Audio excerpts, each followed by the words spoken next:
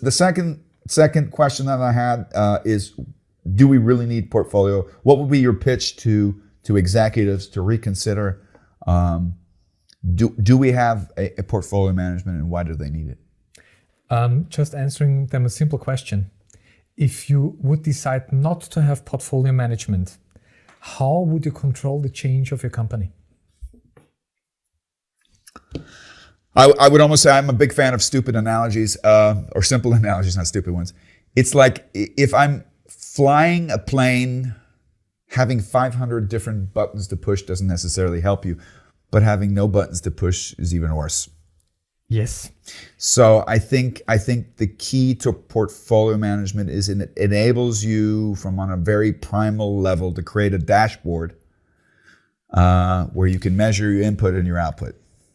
And there is one important thing with the input and the output, namely the cause and effect.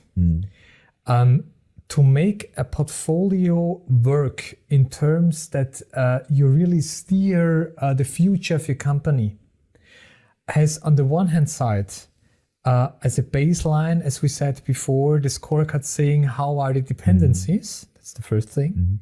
But the second thing is, and here we are in the portfolio management, they need to understand what do they change in this cause-effect situations with executing which of the projects and programs to steer the effects in the right direction. And that's why you need them. And you're using very distinct language, but the problem is also confusing to a lot of people. There's too many different forms of vocabulary, the same thing. We have OKR, which we haven't been able to get into. The terms that I like to use, and I think this is one of the key aspects of more detailed portfolio management, we can take a look at the portfolio module, is projects create outputs, not outcomes. That's short term. Yes. Outcomes hopefully affect outcomes, which is actually what sponsors want. Sponsors don't really care about outputs, they care about outcomes. Yep. Those are midterm. And then this is where it gets challenging, and this is where strategy and Balanced Scorecard comes in. Why are we doing this all? Because of impact.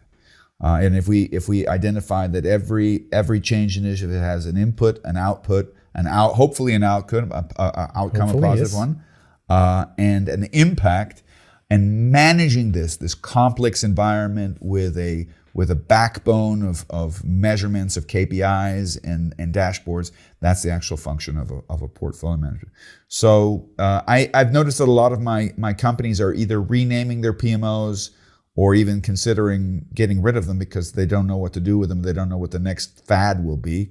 What would be how would you advocate for a PMO and let a company, does a modern company still need a PMO? The short answer, yes, definitely. Mm-hmm. The long answer, with a very simple comparison. If a company believes that the business model it has right now is perfect and stable and won't change over the next 10 years. No black swans. Please get rid of your PMO. You don't need it. Yeah. But if you believe that your company needs to evolve to be competitive also in 10 years from now, you will probably have the need to change processes, products within your organization. And if you feel this change, you are lost without a PMO. Mm.